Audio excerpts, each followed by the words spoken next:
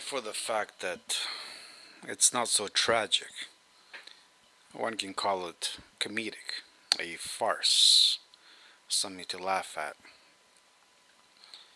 This obsession with the absolute is something very common, even amongst those that would like to believe themselves as free spirits and above the simplicities of religion.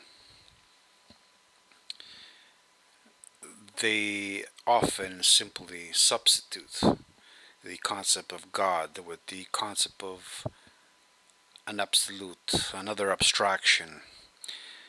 Sometimes they call it thing, sometimes they call it ideal, sometimes they call it real, sometimes they call it fact, truth. Of course, all these terms can be defined in multiple ways.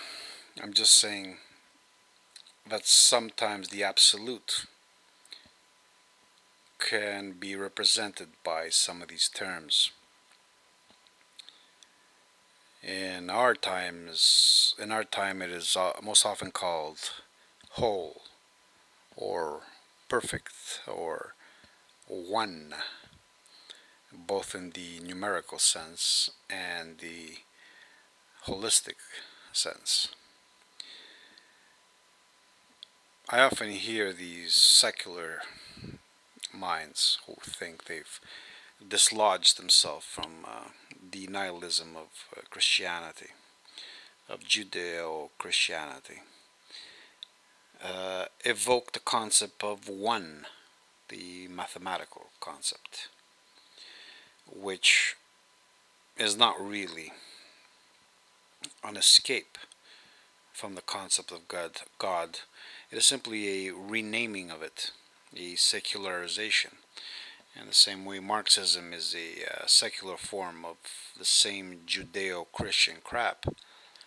Math, if it is taken as more than it is nothing but a secular, a modern form of the same presupposed absolute.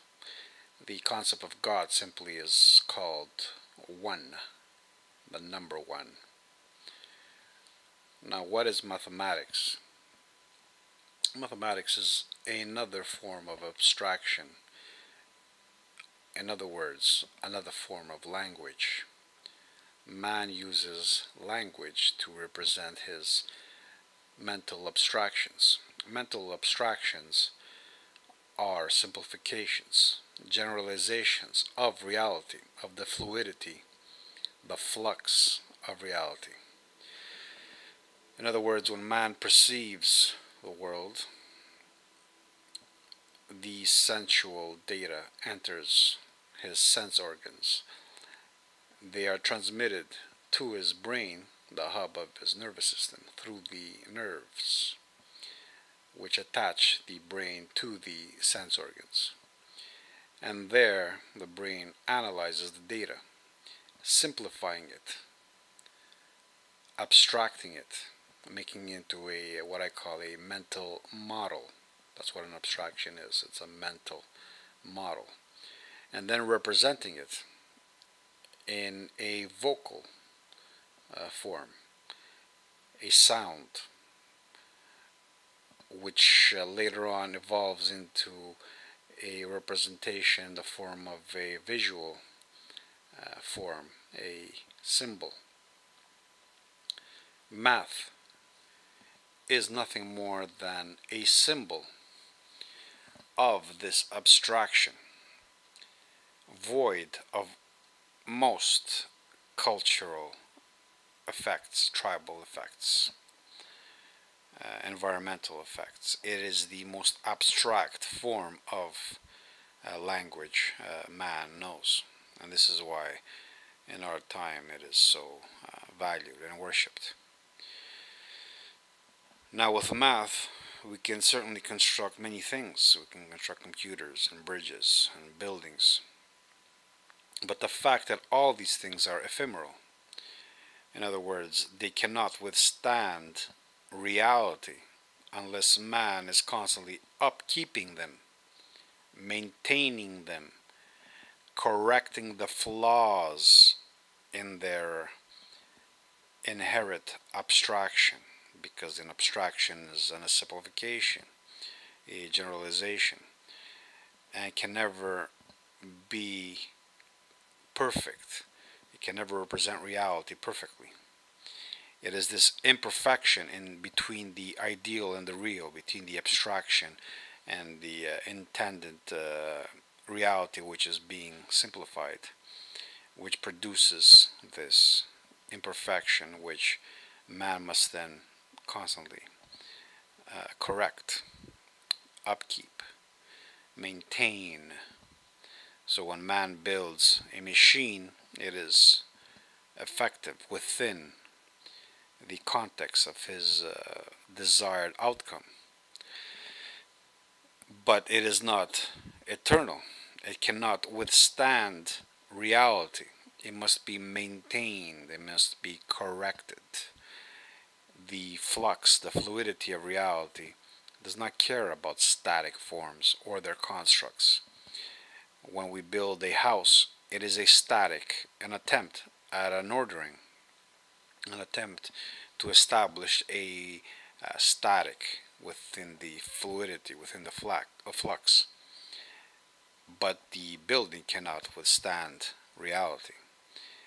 It crumbles, it deteriorates, and we must constantly upkeep it, correct it.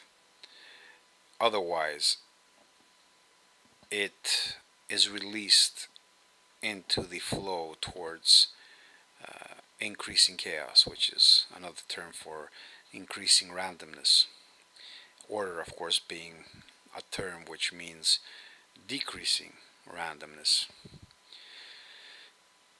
So when we talk about mathematics and we worship it, as many secular humanists do, and even some traditionalists, right wingers,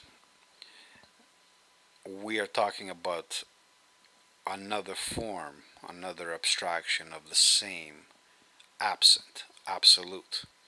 It is because the absolute, the perfect, the ideal, the thing, the being is absent, which makes it open to any definition, which makes it prone to be manipulated by any imagining. It is because it is absent that it is useful. Because if it was not absent, then it would be restrictive. Order is always restrictive. This is what order is. It's a restriction on randomness. To put it on in a term which Heidegger used, if we take space as being possibility, then order is a restriction on possibility. That's what order is. That's what a pattern is. Pattern is another word for order. A pattern is a predictable behavior, a predictable within the, of course, the realm of human understanding, a predictable interpretation of fluidity. In other words, it is not infinite possibility, it is restrictive possibility. Another term for this is probability.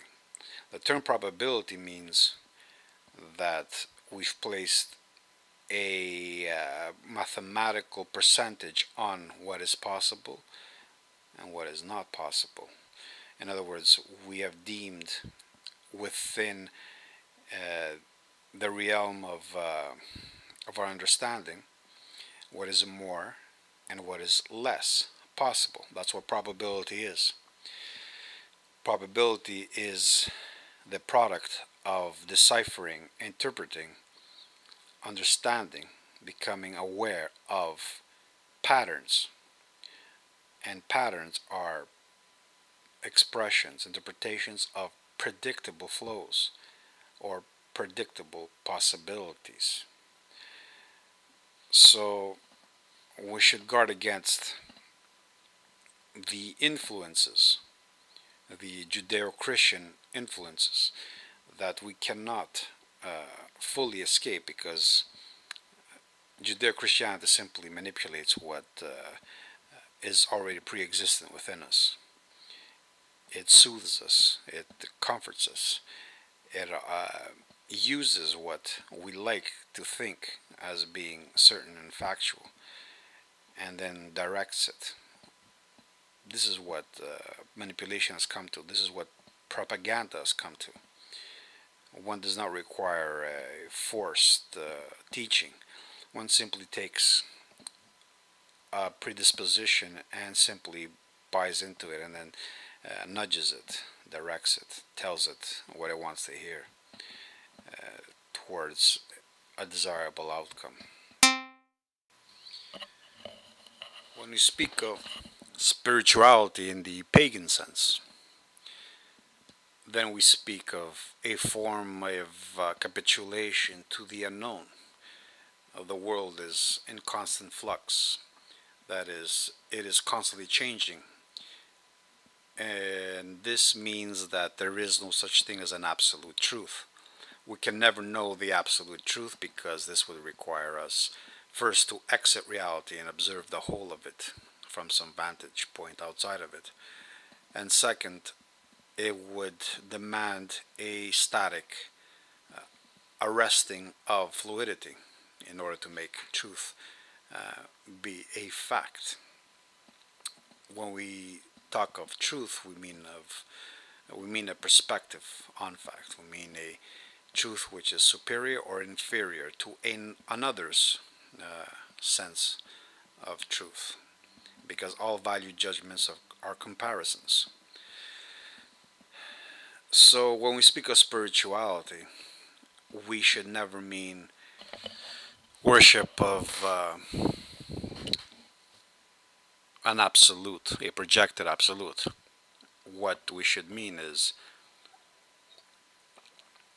an appreciation and understanding that reality is fluid, that man can never know reality, because it is fluid, it is changing constantly, and that it is this reality that makes man possible. It is a worship of all the elements that makes consciousness possible and makes life possible. It is this worship of self through all the known and unknown processes which makes life or self possible. And this is what paganism, the way I understand it, is all about. It is not this authoritarian concept of this God King which we must all submit to, as some traditionalists propose, because this traditionalism is just another form of population control. Original paganism was a worship of one's ancestors, not of gods. One prayed to one's past, to one's predecessors, to one's father, the most immediate representation of the past. This is why the father became such an important figure in a child's existence. He was the living embodiment of the past, because the mother usually came from another tribe or another family, whereas the male was always the representation of his bloodline, and so was the outcome of an entire history. So when the original pagans worshipped their gods, they didn't really worship some guy in the sky, some god, even in the later pagan forms of Thor and Zeus and Apollo, but they worshipped their own kindred, their own family members. They asked guidance from them, which makes sense, since to ask guidance from your ancestors is to delve into your own being, since you are the manifestation of your entire past. Your connection to your past, to these ancestors, goes through your very being. This is how meditation becomes important. It is not a connection to the void inside of you, but it is a connection, a reconnection to your past, to everything that preceded you and made you possible, to everything that participates in your ongoing becoming. Because after all, you are a living organism which is ongoing. It's not a settled form, it's not a static, it's not an absolute. It is ongoing, interacting, interactive.